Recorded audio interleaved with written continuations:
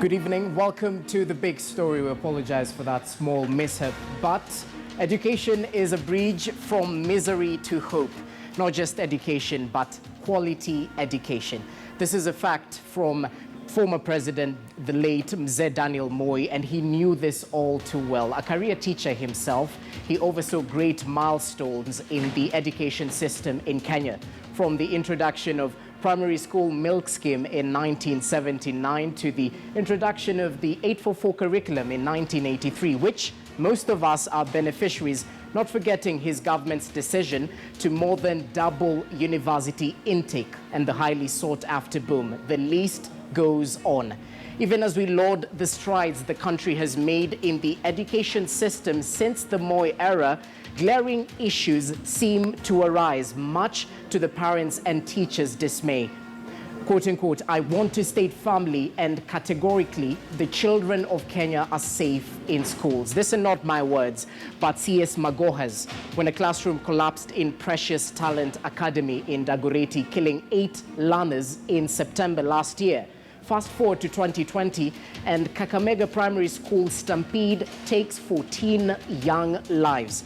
Investigations are ongoing, but I dare ask, are children really safe? Let's widen the net. Teachers are equally at risk, and those previously posted in Northeastern know this all too well. Non-local teachers are targeted in specific attacks. 3 teachers recently losing their lives in Kamuthe area in Garissa County. And that's the big story tonight. Are our children safe, or better yet, are our teachers safe? We explore the safety crisis in schools. I'm Jesse Rogers. Good evening, and thank you so much for joining us in the broadcast. We'll definitely dissect the education crisis, the school safety, the infrastructure question, the future of the delocalization policy, and of course, what 100% transition means as we go forward in our education curriculum.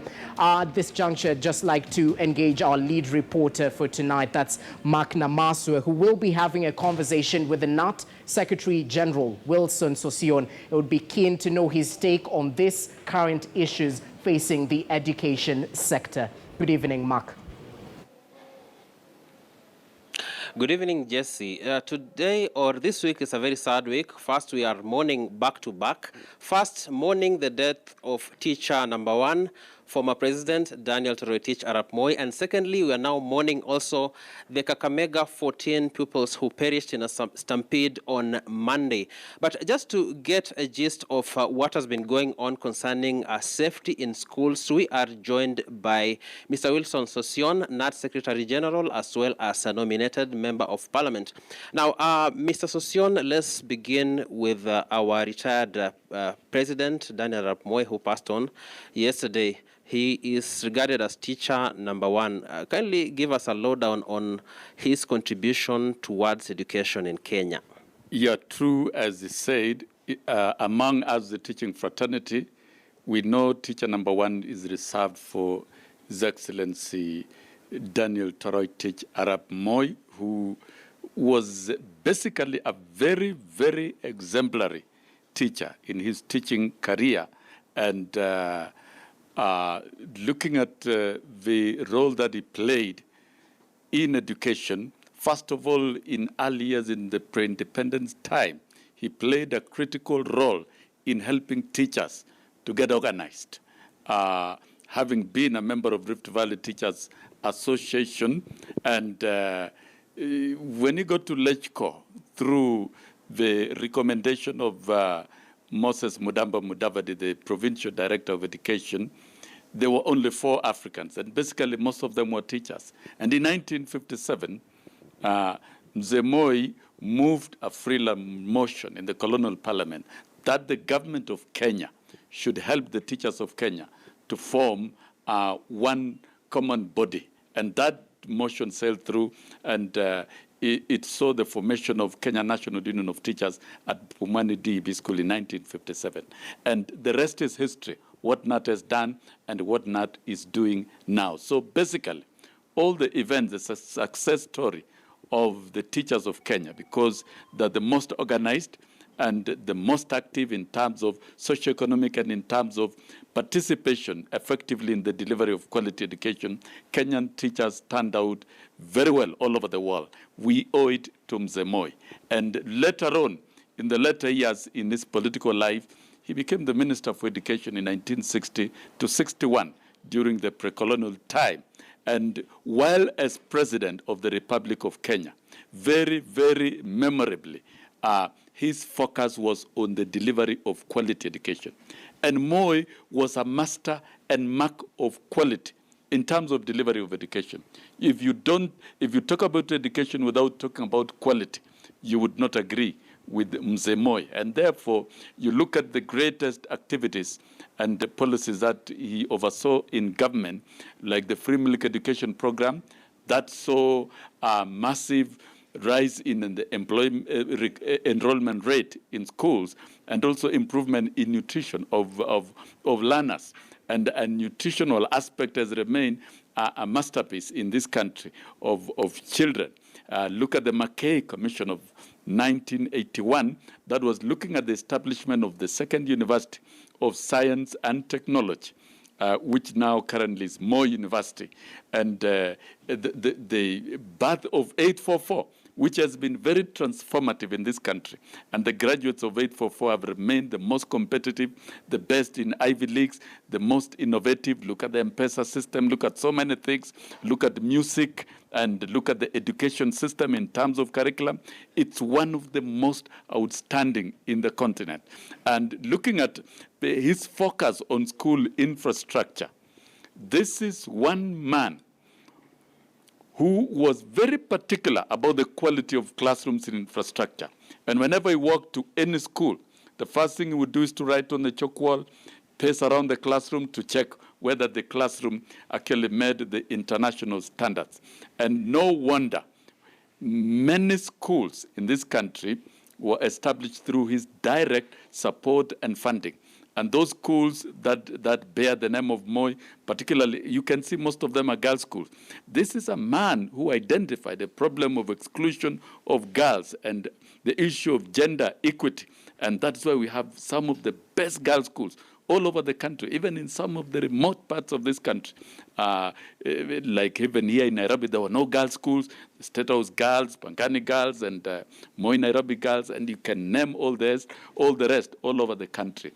This is a legend who lived and who worked and who understood what young Kenyans and what the youth require in terms of education. In terms of higher education, the current existing universities were basically built during his time. Other than Moi University and several others, the teacher training colleges that we have all over the country, including in Asal, Kariza Teachers Training College, Baringo Teachers Training College, Narok Teachers Training College, and all the rest. This is a man who had a master plan, and he devoted his energy and life and passion to ensure that they were realized. And university enrollment, I remember one time when we were at Egerton, and the Vice Chancellor was called to admit a group of BA students so that the cutoff for entry to universities could be scaled down to improve access.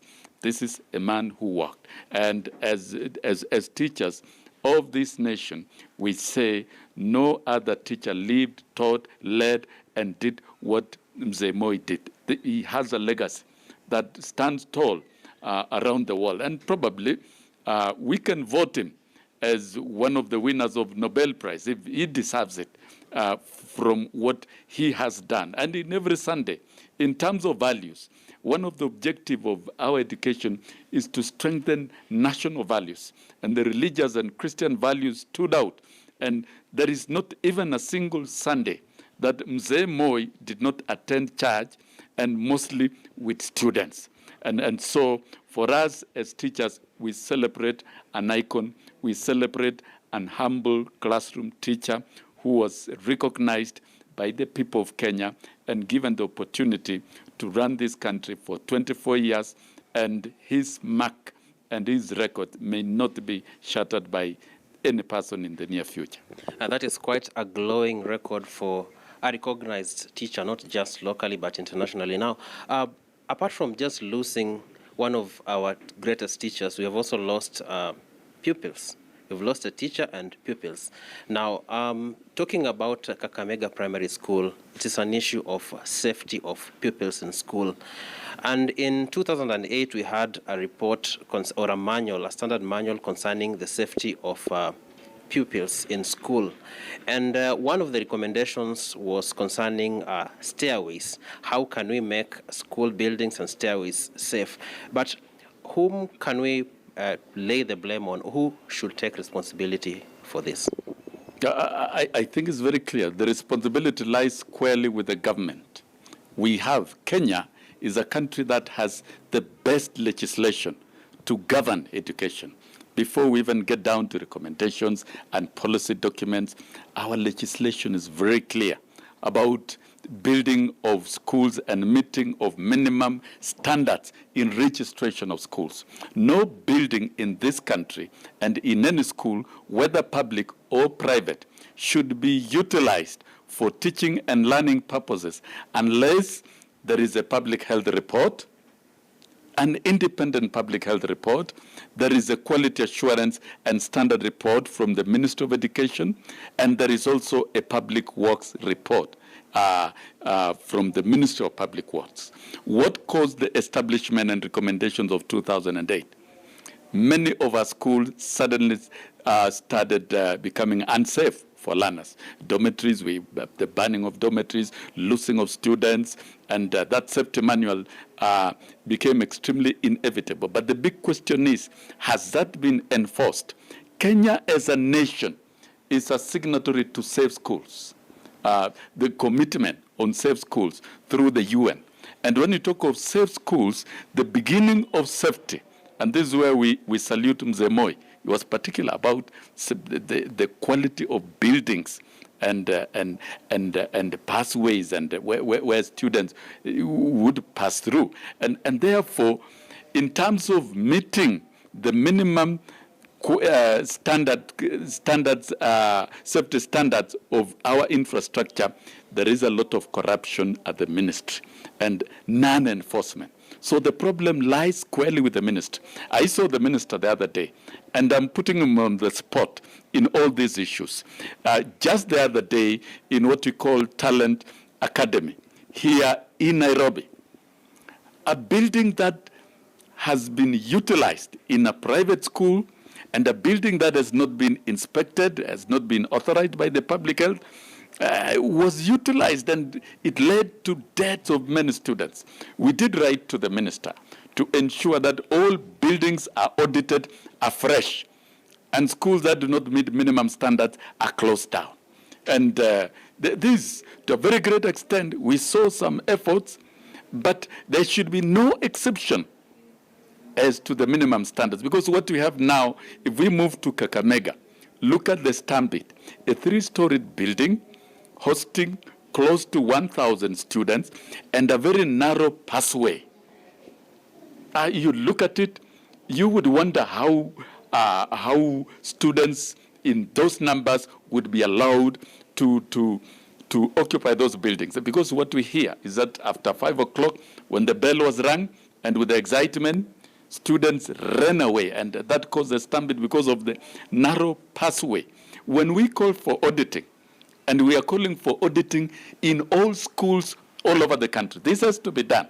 Because if we don't do it, with the increased 100% enrollment, what we have in school now is heavy congestion in dormitories, congestion in classrooms, and infrastructure building that have not been recertified afresh. This matter, we discussed it in Parliament. It concerned the House, and ad hoc committee was established to audit and to come up with a report and put all those who are responsible to account, who enforces the legislation and who enforces the policies.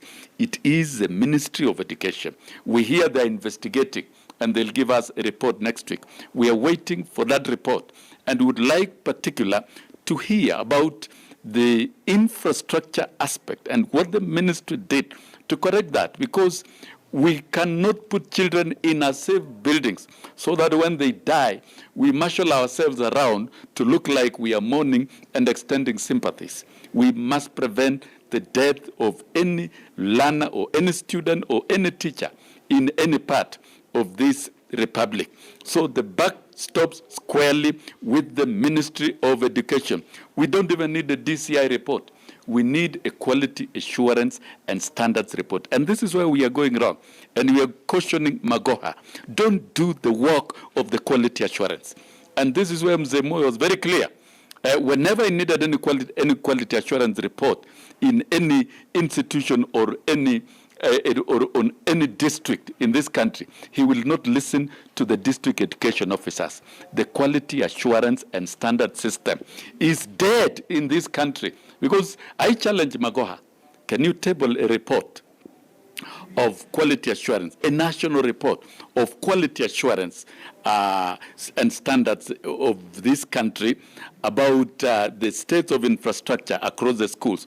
Are we able to get authentic reports even at the county level? Are we able to get authentic quality assurance and standards report on infrastructure and safety of schools in every school? We need it for the school in Kakamega. The narratives of oh, you see there was devil worshipping. You cannot investigate such things. Those are hopeless narratives. The issue here is that we have got an unauthorized and below standards quality of infrastructure in our school, in many of our schools, and there's a lot of corruption. Many of the private schools, of course, are conducting teaching and learning in dingy classrooms that do not even meet minimum standards. So our schools are risky, even with 100% transition. So our schools are very, very risky entities at the moment unless we do a fresh, thorough, and serious audit that we may need extensive team of consultants so that we can qualify. Okay, let's move on to TSC. Opting to withdraw teachers or to transfer them away from the northeastern part of Kenya due to targeted attacks on non-local teachers. What do you have to say about that? Is it the way to go? Because if a certain entity has been driving a narrative of attacking non-local teachers and it sees the government is bowing down to that pressure and doing that, then there is danger of that habit moving elsewhere. I think, and Kenyans ought to know very clearly, and everyone, that as Kenya National Union of Teachers, this is not a new matter. We gave our recommendations in 2015 when over 24 teachers were killed. We were ignored. I was bundled to the DCI and accused of incitement. But within a short time, we lost many students at Garissa University. And the solution here is clear, and we gave in 2015. And it has been given by the ILO UNESCO recommendation on the status of teachers on staffing norms. Teachers are not civil servants. Teachers are community workers working within cultural groups, religious groups, and ethnic communities. And therefore, it was wrong for TSC in the first place, after identifying that there was shortage of teachers in northern Kenya, to recruit teachers from down Kenya and post them to northern Kenya. That is unacceptable in terms of staffing norms. Teachers must be created within every community, every population, and as far as possible, even to the clans. So I think what TSC has been doing, and this one, we indict TSC, because when we gave these recommendations in 2015, we agreed that they have to employ the locals who have graduated from Form 4 and take them through refresher courses. That's allowed, and eventually they be teachers. But they repeated that the same mess came in 2017, 2018, 2019, and for 4 years, children of northern Kenya have been going without teaching. So it is not that we are supporting TSC. We are now condemning TSC for not taking prompt action on time. And we think here the chair and the commissioners of TSC and the CEO have a case to answer, because they've used northern Kenya as a bureau of recruitment. And we are now urging the leadership of northern Kenya so that this problem can be sorted out once and for all. Children are going without teachers, and we are sending teachers to be killed. That is not the direction to go. We must create teachers from the population of the people of northern Kenya, the entire, even up to and including clans. And TSC must answer to the people of Northern Kenya for the disservice and exclusion of children. And we'll be recommending to the leaders of Kenya, of Northern Kenya, so that this matter can end once and for all. Close down all schools in Northern Kenya, petition TSC, let us sit and solve the problem of exclusion of Northern Kenya once and for all. And never again should TSC employ teachers from the rest of Kenya and deploy them to Northern Kenya, which has been developed to what we call delocalization. It doesn't work. Teachers should work in the local setting, as was designed by Mo during the district focus for rural development. Teachers are agents of development, and they work better within their rural settings and their communities. We want to see the Somali children, the nomadic communities being taught even in mobility with the teachers developed within them. That is a lasting solution. Thank you very much. That is Wilson Sossion, nominated Member of Parliament and NAT Secretary General, expounding on the whole issue of safety in schools, both for teachers and pupils. Back to you, Jesse. Many thanks, Mark Namasu. Quite interesting points raised by the NAT Secretary General Wilson Sossion. I mean, the standard manual on the safety of teachers, but of course the backstops with the government, and we'll be waiting for the quality assurance report even as investigations continue into what happened in Kakamega. He's also highlighted on the shortage of teachers in northeastern Kenya, and this is some of the factors we'll be discussing about right